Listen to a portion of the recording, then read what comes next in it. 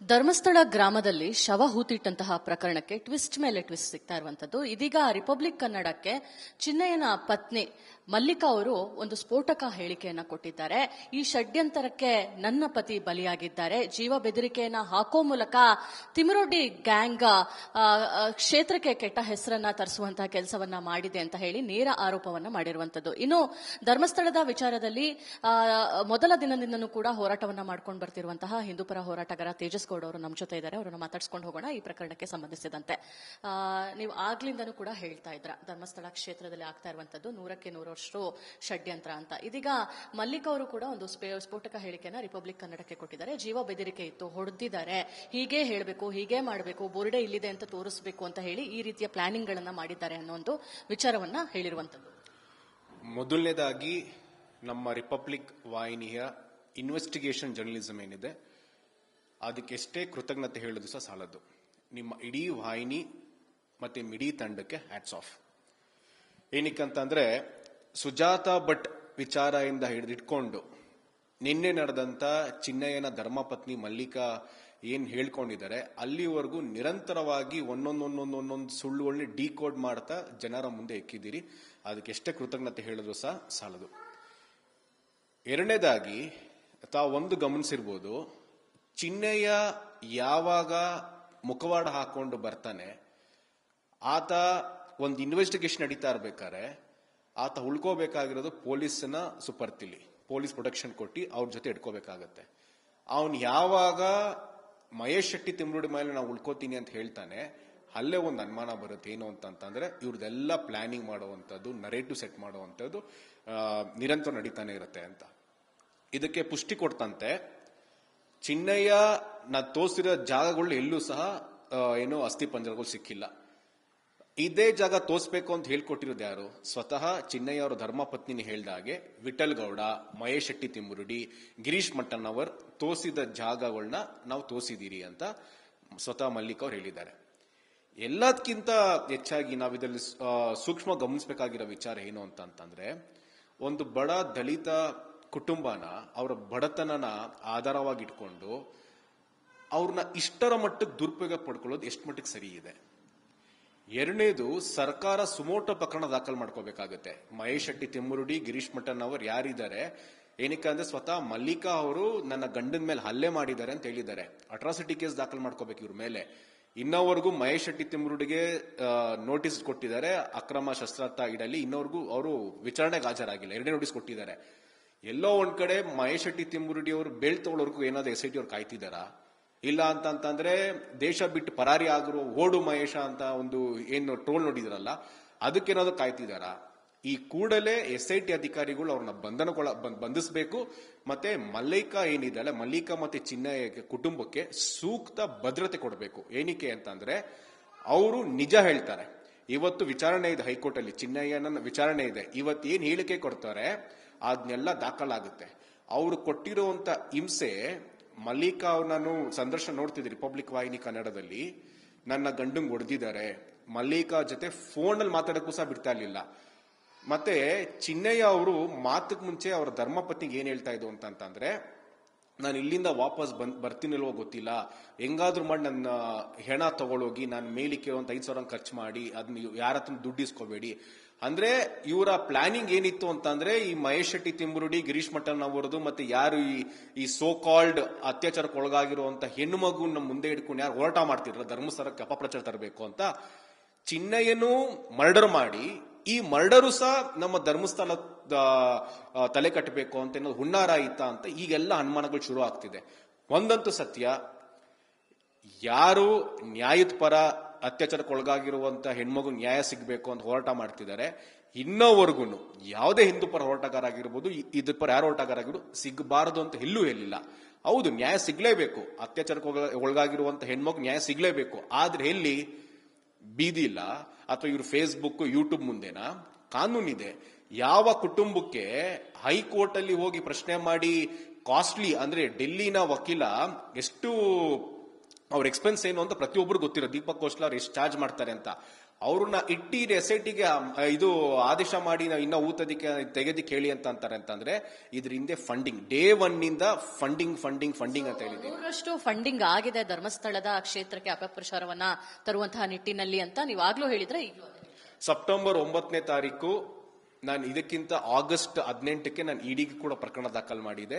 ಇಡಿ ಅವರು ಸಹ ಮೊದಲನೇ ಪ್ರಿಲಿಮಿನರಿ ಇನ್ವೆಸ್ಟಿಗೇಷನ್ ಅಂತ ಯಾರ್ಯಾರ್ದು ಫೈವರ್ ಅಕೌಂಟ್ ಕೇಳಿದ್ದಾರೆ ಡೀಟೇಲ್ಸ್ ಕೇಳಿದ್ದಾರೆ ಅಂತ ತಮ್ಗೆ ಗೊತ್ತಿದೆ.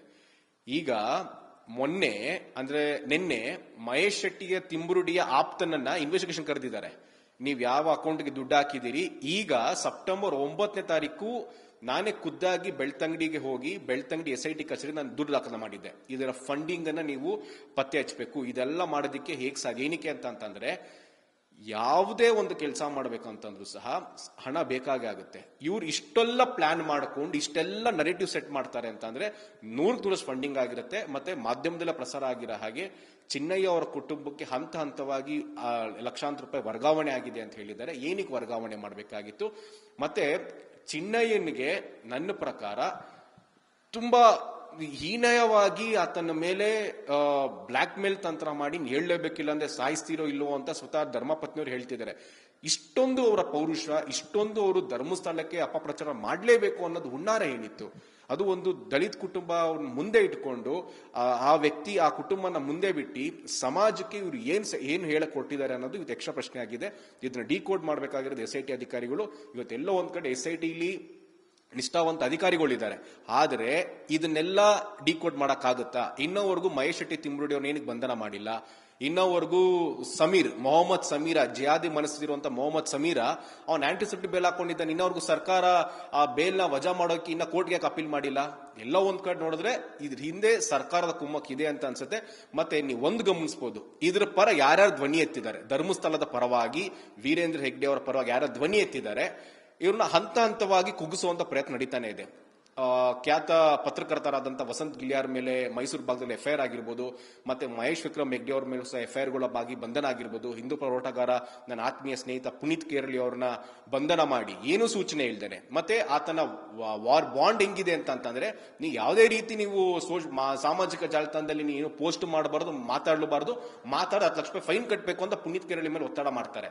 ಆದ್ರೆ ಪುಂಖಾನುಪುಂಖವಾಗಿ ಯಾವುದೇ ತರ ದಾಖಲೆಗಳು ಇಲ್ದೇನೆ ಕಟ್ಟುಕತೆ ಸುಳ್ಳುಗಳು ಹೇಳ್ಕೊಂಡು ನೂರಾರು ಶವ ಅಂತ ಹೇಳಿದಂತ ಮೊಹಮ್ಮದ್ ಸಮೀರ, ಗಿರೀಶ್ ಮಠನ್ ಅವರು ಮತ್ತೆ ಮಹೇಶ್ ಶೆಟ್ಟಿ ತಿಂಬುರುಡಿ ಇವರೆಲ್ಲ ಆಚೆ ಆರಾಮಾಗಿ ಓಡಾಡ್ಕೊಂಡಿದ್ದಾರೆ. ಸರ್ಕಾರ ಏನ್ ಹೇಳ ಕೊಟ್ಟಿದೆ ಅಂತ ಇಡೀ ಹಿಂದೂ ಸಮಾಜಕ್ಕೆ ಸ್ಪಷ್ಟವಾದಂತೂ ಗೊತ್ತಾಗಿದೆ. ಯಾರೂ ಸಹ ಸೌಜನ್ಯಕ್ಕೆ ನ್ಯಾಯ ಸಿಗಬಾರದು ಅಂತ ಹೇಳ್ತಿಲ್ಲ.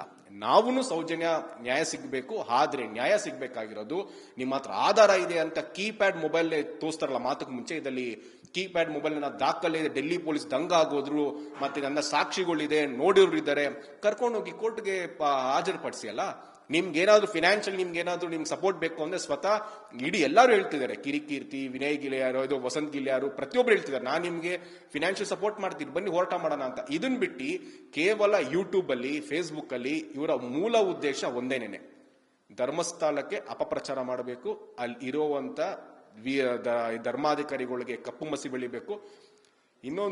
ಒಂದು ಸಂಸ್ಥೆ ಕಟ್ಟಿ ಅದನ್ನ ಬೆಳೆಸಿ ಜೀರ್ಣೋದ್ಧಾರ ಮಾಡಿ ನಿರಂತರವಾಗಿ ಜನಸೇವೆ ಮಾಡೋದು ವರ್ಷಾನ್ಗಟ್ಲೆಯಿಂದ ಮಾಡೋದಿದೆಯಲ್ಲ, ಏಕಾಏಕಿ ಯಾರೋ ಒಬ್ಬ ಜಿಹಾದಿ ಮನಸ್ಥಿತಿ ಅಂತವ್ರು, ಕಮ್ಯುನಿಸ್ಟ್ ಅವರು, ಲೆಫ್ಟಿಸ್ಟ್ ಅವ್ರು ಬಂದು ಅದು ಕಪ್ಪು ಮಸಿ ಬೆಳ್ಬಿಟ್ಟು ಹೋಗ್ತಾರೆ ಅಂತಂದ್ರೆ ಅದಾಗಿರುವಂತ ಡ್ಯಾಮೇಜ್ ಯಾವುದೇ ರೀತಿ ಆಧಾರ ಇಲ್ದೇನೆ, ಯಾವುದೇ ರೀತಿ ಸಾಕ್ಷಿಗಳು ಇಲ್ದೇನೆ ಅತ್ಯಾಚಾರಿ ಅಂತ ಒಂದು ಧರ್ಮಾಧಿಕಾರಿಗಳಿಗೆ ನಿರಂತರವಾಗಿ ಹೇಳ್ತಾರೆ ಅಂತಂದ್ರೆ ಅವರ ಕುಟುಂಬಕ್ಕಾಗಿರುವಂತ ನೋವು ಅದನ್ನೆಲ್ಲ ಯಾರು ಕಟ್ಕೊಡ್ತಾರೆ? ಇವತ್ತು ಒಂದು ದಲಿತ ಕುಟುಂಬದ ಮೇಲೆ ಹಲ್ಲೆ ಮಾಡಿದ್ದಾರೆ, ಬ್ಲಾಕ್ ಮೇಲ್ ಮಾಡಿದ್ದಾರೆ, ಸಾಯಿಸ್ತೀನಿ ಅಂತಾನು ಏನೋ ಬೆದರಿಕೆ ಹಾಕಿದ್ದಾರೆ. ಸರ್ಕಾರ ಈ ಕೂಡಲೇ ಅವ್ರ ಮೇಲೆ ಪ್ರಕರಣ ದಾಖಲು ಮಾಡಬೇಕು, ಒಳಗಾಗಬೇಕು, ಕಾನೂನು ಎಲ್ಲರಿಗೂ ಒಂದೇ ಅಂತ ದಯವಿಟ್ಟು ತೋರಿಸಿ.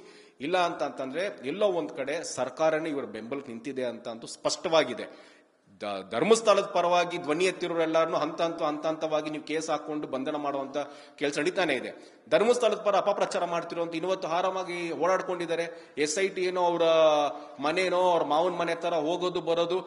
SIT ವಿಚಾರಣೆ ನಡೀತಾ ಇರ್ಬೇಕಾರೇನೆ ಮಾಧ್ಯಮ ಅಂದ್ರೆ ಸಾಮಾಜಿಕ ಜಾಲತಾಣ ಯೂಟ್ಯೂಬ್ ಅಲ್ಲಿ ಬಂದು ಸುಳ್ಳು ಆರೋಪಗಳು ಮಾಡ್ತಾರೆ. ಅಂದ್ರೆ ತನಿಖೆಯ ದಿಕ್ಕೇನಿದೆ ಅದನ್ನೇ ತಪ್ಪಿಸಕ್ಕೆ ಹೋಗ್ತಾರೆ. ಮತ್ತೆ ಪಬ್ಲಿಕ್ ಪ್ರಾಸಿಕ್ಯೂಟರ್ ಸಹ ಸ್ಪಷ್ಟವಾಗಿ ಹೈಕೋರ್ಟ್ ಅಲ್ಲಿ ಹೇಳಿದ್ದಾರೆ, ಇಟ್ಸ್ ಎನ್ ಕಾನ್ಸ್ಪಿರಸಿ ಅಂತ. ಇಷ್ಟೆಲ್ಲ ಗೊತ್ತಿದ್ರು ಸಹ ನೀವೇನಿಗೆ ಬಂಧನ ಮಾಡಿಲ್ಲ, ಏನಕ್ಕೆ ಅವ್ರನ್ನ ಬಂಧನ ಮಾಡಿಲ್ಲ? ಮತ್ತೆ ಇವತ್ತು ಚಿನ್ನಯ್ಯನ ಹೇಳಿಕೆ ಕೋರ್ಟಲ್ಲಿ ಇದೆ. ಈ 2-3 ದಿನಗಳ ಹಿಂದೆನೆ ಇವರ ಇನ್ನೊಂದು ಪ್ಲಾನ್ ಸ್ಟಾರ್ಟ್ ಆಗಿದೆ. ಚಿನ್ನಯ್ಯ ಏನ್ ಮಾತಾಡಿದ್ದೇನೆ ಅದನ್ನ ಹಂತ ಹಂತವಾಗಿ ವಿಡಿಯೋ ಬಿಡುವಂತದ್ದು. ಚಿನ್ನಯ್ಯ ಮಾತಾಡೋದು ಮಾತ್ರ ವಿಡಿಯೋ ಇದೆ. ಚಿನ್ನಯ್ಯನ ಜೊತೆ ಕಾನ್ವರ್ಸೇಷನ್ ಮಾಡಿರುವಂತ ಮಹೇಶ್ ಶೆಟ್ಟಿ ತಿಮ್ಮರುಡಿ ಏನಕ್ಕೆ ಮಾತುಗಳು ಆಚೆ ಬರ್ತಿಲ್ಲ? ಮಹೇಶ್ ಶೆಟ್ಟಿ ತಿಮ್ಮರುಡಿ ಅವ್ರು ಹೇಳಿ ಆತನ ಹೇಳಿಕೆ ಕೊಡ್ಸಿರ್ಬೋದಲ್ಲ.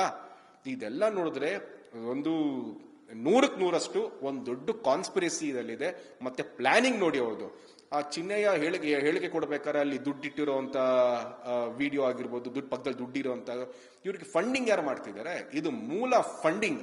ಇಷ್ಟು ವರ್ಷ 12-13 ವರ್ಷ ಅತ್ಯಾಚಾರಕ್ಕೆ ಒಳಗಾಗಿರುವಂತ ಹೆಣ್ಮಗು ಹೆಸರು ಇಟ್ಕೊಂಡು ಇವರ ಆಸ್ತಿ, ಇವರ ಬೇಳೆ, ಇವರ ಐಷಾರಾಮಿ ಜೀವನ ನಡೆಸಿದ್ರು. ಈಗ್ಲೂ ಸಹ ಆ ಒಂದು ವಿಚಾರ ಇಟ್ಕೊಂಡು ಎಷ್ಟು ದಿನ ಅಂತ ನಿಮ್ಮ ಮನೆ ಮತ್ತೆ ನಿಮ್ಮ ಐಷಾರಾಮಿ ಜೀವನ ನಡೆಸ್ತಿದ್ದೀರಾ? ದಯವಿಟ್ಟು ನೀವು ಮಾಡಿರುವಂತ ಆಸ್ತಿ ಅದನ್ನೆಲ್ಲ ಹೇಗ್ ಸಂಪಾದನೆ ಮಾಡಿದ್ದೀರಿ? ತಾವೇ ಹೇಳ್ಕೊಂಡಿರೋ ಹಾಗೆ ಯಾರು ಗಿರೀಶ್ ಮಟ್ಟನ್ ಹೇಳ್ಕೊಂಡಂಗೆ ಇಲ್ಲೊಂದು ಫ್ಲಾಟ್ ಇದೆ, ಕಾಶ್ಮೀರಲ್ಲಿ ಒಂದಿದೆ, ಹೇಗ್ ಬರೋದಕ್ಕೆ ಸಾಧ್ಯ? ಒಬ್ಬ ವಜಾ ಆಗಿರೋನು, ಸಸ್ಪೆಂಡ್ ಅಂದ್ರೆ ಇಡೀ ಇಲಾಖೆಯಿಂದಾನೆ ಕಿತ್ತು ಬಿಸಾಕಿರೋಂತವನ್ನ ಹೇಗ್ ಬರೋದಕ್ಕೆ ಸಾಧ್ಯ? ಏನ್ ಮಾಡ್ತಿದ್ದೀರಿ? ಸ್ಪಷ್ಟವಾದಂತೂ ಇದೆ, ಇದರಲ್ಲಿ ಚಿನ್ನಯ್ಯನ ಬಲಿಪಶು ಮಾಡಿದ್ದಾರೆ. ಮತ್ತೆ ಚಿನ್ನಯ್ಯ ಪತ್ನಿಗೂ ಸಹ ಇವತ್ತೇನಿದೆ ಪ್ರಾಣ ಬೆದರಿಕೆ ಇದೆ. ಅವರ ಪ್ರಾಣ ಬೆದರಿಕೆ ಮಧ್ಯದಲ್ಲೇ ಇದೀಗ ಧರ್ಮಾಧಿಕಾರಿ ವೀರೇಂದ್ರ ಹೆಗಡೆ ಅವರು ನಮ್ಮ ರಕ್ಷಣೆಯನ್ನ ಮಾಡಬೇಕು ಅಂತ ಹೇಳಿ ಅವರು ಮನವಿಯನ್ನ ಮಾಡಿದ್ದಾರೆ. ಮಂಜುನಾಥ ಸ್ವಾಮಿ, ಅಣ್ಣಪ್ಪ ಸ್ವಾಮಿ ಅವರು ನನ್ನ ಕೈ ಬಿಡಬಾರದು ಅನ್ನೋ ಒಂದು ಇದನ್ನ ಕೂಡ ಅವ್ರ ಪ್ರಾರ್ಥನೆ ಕೂಡ ಮಾಡಿದ್ದಾರೆ. ನೋಡಿ, ತಮ್ಗೆಲ್ಲ ಗೊತ್ತಿರೋ ಹಾಗೆ ಇಡೀ ಹಿಂದೂ ಸಮಾಜ ಕಷ್ಟ ಇರಲಿ ಅಥವಾ ಏನೇ ಸುಖ ಇರಲಿ, ನಾವು ಮೊದಲು ಮೊರೆ ಹೋಗುವಂಥದ್ದು ದೇವತೆಗಳಿಗೆ, ದೇವರಿಗೆ. ಮತ್ತೆ ಚಿನ್ನಯ್ಯ ಅವರ ಧರ್ಮಪತ್ನಿ ಮಲ್ಲಿಕಾ ಅವರು ತುಂಬಾ ಸ್ಪಷ್ಟವಾಗಿ ಹೇಳಿದ್ದಾರೆ, ನಾವು ಅಣ್ಣಪ್ಪ, ಮಂಜುನಾಥ ಸ್ವಾಮಿ ಮತ್ತೆ ಅಲ್ಲಿನ ಧರ್ಮಾಧಿಕಾರಿ ವೀರೇಂದ್ರ ಹೆಗ್ಡೆ ಮೇಲೆ ಅಪಾರವಾದ ನಂಬಿಕೆ ಇಟ್ಕೊಂಡಂತರು. ಮತ್ತೆ ಸ್ವತಃ ವೀರೇಂದ್ರ ಹೆಗ್ಡೆ ಅವರು ಅವ್ರಿಗೆ ಎಷ್ಟರ ಮಟ್ಟಿಗೆ ಸಹಾಯ ಮಾಡಿದ್ದಾರೆ. ಅವ್ರ ಮನೆ ಕಟ್ಟುವಂತ ವಿಚಾರ ಆಗಿರ್ಬೋದು, ಸುಮಾರು ಮಟ್ಟಿಗೆ ಸಹಾಯ ಮಾಡಿದ್ದಾರೆ. ಇವತ್ತು ಅವರು ನಂಬಿಕೆ ಇಟ್ಟಿರುವಂತ ಮಂಜುನಾಥ ಸ್ವಾಮಿ, ಅಣ್ಣಪ್ಪ ಸ್ವಾಮಿನೇ ಇವರು ಏನು ಸೋ ಕಾಲ್ಡ್ ಮಹೇಶ್ ಶೆಟ್ಟಿ ತಿಮ್ಮರುಡಿ, ಗಿರೀಶ್ ಮಟ್ಟನ್ ಅವರವರು ಆತನಿಗೆ ಜ್ಞಾನೋದಯ ಆಗಿ ಪಶ್ಚಾತ್ತಾಪ ಇಂದ ಅಂತ ಇವರೇನು ನರೇಟಿವ್ ಸೆಟ್ ಮಾಡಿದ್ರಲ್ಲ, ಇವತ್ತು ನಿಜವಾದ ಜ್ಞಾನೋದಯ ಪಶ್ಚಾತ್ತಾಪ ಆಕೆಯ ಧರ್ಮಪತ್ನಿಗಾಗಿದೆ. ಹಾಗಾಗಿ ರಿಪಬ್ಲಿಕ್ ಕನ್ನಡ ವಾಹಿನಿ ಮುಂದೆ ಸತ್ಯ ಎಲ್ಲ ಬಯಲಿಗೆಳಿತಿದ್ದಾರೆ. ಇದು ಆಕ್ಚುಲ್ ಆಗಿ ಪಶ್ಚಾತ್ತಾಪ ಮತ್ತೆ ಜ್ಞಾನೋದಯ ಅನ್ನೋದು ಇದು. ಹಾಗಾಗಿ ಅವರು ವೀರೇಂದ್ರ ಹೆಗ್ಡೆ ಅವ್ರಿಗೆ ಮತ್ತೆ ಮಂಜುನಾಥನ ಸನ್ನಿಧಿಗೂ ಸಹ ನಾವು ಅವರು ಕೋರಿಕೆ ಹೊಡ್ಕೊಂಡಿದ್ದಾರೆ, ನಮ್ಮ ರಕ್ಷಣೆ ಕೊಡಿ ಅಂತ. 100% ಸತ್ಯದ ಪರ ಇರೋರಿಗೆ ರಕ್ಷಣೆ ಸಿಕ್ಕೇ ಸಿಕ್ಕುತ್ತೆ. ಸತ್ಯದ ಧರ್ಮದ ಹಾದಿಲಿರೋರಿಗೆ ತಾತ್ಕಾಲಿಕವಾಗಿ ಕೆಲವೊಂದು ತೊಂದರೆಗಳು, ನೋವು ಉಂಟಾಗ್ಬೋದು, ಆದ್ರೆ ದೀರ್ಘಾವಧಿಗೆ ಅವ್ರ ಸತ್ಯಕ್ಕೆ ಜಯ ಸಿಕ್ಕೇ ಸಿಕ್ಕುತ್ತೆ. ಇವತ್ತು ನಾನು ಸರ್ಕಾರಕ್ಕೆ ಒತ್ತಡ ಹಾಕ್ತಿದ್ದೀನಿ, ದಯವಿಟ್ಟು ಮಲ್ಲಿಕಾ ಮತ್ತು ಚಿನ್ನಯ್ಯ ಕುಟುಂಬಕ್ಕೆ ಭದ್ರತೆ ಕೊಡಿ. ಅವ್ರಿಗೆ ಯಾವ ಕ್ಷಣದಲ್ಲಿ ಏನ್ ಬೇಕೋ ಅವ್ರು ಆಗ್ಬೋದು. ಅವ್ರಿಗೇನಾದ್ರು ಅನಾಹುತ ಆದಾದ್ರೆ ಅದನ್ನ ಧರ್ಮಸ್ಥಳದ ವೀರೇಂದ್ರ ಹೆಗ್ಡೆ ಅವ್ರಿಗೆ ಧರ್ಮಸ್ಥಳದ ಮೇಲೆ ಎತ್ತು ಕಟ್ಟುವಂತ ಪ್ಲಾನಿಂಗ್ ಆಗ್ತಿರುತ್ತೆ. ಹಾಗಾಗಿ ಇನ್ನಾದ್ರೂ ಅವ್ರಿಗೆ ಭದ್ರತೆ ಕೊಡಿ. ಏನಾದ್ರು ಹೆಚ್ಚು ಕಮ್ಮಿ ಆದ್ರೆ ನೇರ ಹೊಣೆ ಮಹೇಶ್ ಶೆಟ್ಟಿ ತಿಮ್ಮರುಡಿ ಮತ್ತೆ ಅವರ ಗ್ಯಾಂಗ್ ಇದೆ. ದಯವಿಟ್ಟು ಸುಮೋಟ ಪ್ರಕರಣ ದಾಖಲು ಮಾಡ್ಕೊಂಡು ಒಂದು ದಲಿತರ ಮೇಲೆ ಆ ತರವಾಗಿ ದೌರ್ಜನ್ಯ ಮಾಡ್ತಾರೆ ಅಂತಂದ್ರೆ ದಲಿತ ಸಂಘಟನೆಗಳು ಎಲ್ಲಿ ಮಾಯವಾಗಿದ್ದಾರೆ ನನಗೆ ಇನ್ನೋರು ಗೊತ್ತಿಲ್ಲ. ಮಾತೆತ್ತಿದ್ರೆ ನಾವು ಹೋರಾಟ ಮಾಡ್ತೀವಿ, ದಲಿತರಿಗೆ ನ್ಯಾಯ ಸಿಗ್ಬೇಕು ಅಂತ ಹೇಳೋರು ಇವತ್ತು ಒಂದು ಬಡ ದಲಿತ ಕುಟುಂಬಕ್ಕೆ ಇಷ್ಟೆಲ್ಲ ದೌರ್ಜನ್ಯ ಆಗಿದೆ. ನಾನು ರಿಪಬ್ಲಿಕ್ ವಾಹಿನಿ ಮುಖಾಂತರ ಇಡೀ ದಲಿತ ಪರ ಸಂಘಟನೆ ನನ್ನ ಕೈ ಮುಗಿದು ಬೇಡ್ಕೋತೀನಿ, ದಯವಿಟ್ಟು ನ್ಯಾಯ ಕೊಡಿಸಿ, ನಾವು ಕೂಡ ಹೋರಾಟ ಮಾಡ್ತೀನಿ ಅಂತ ಹೇಳಕ್ ಇಷ್ಟಪಡ್ತೀನಿ.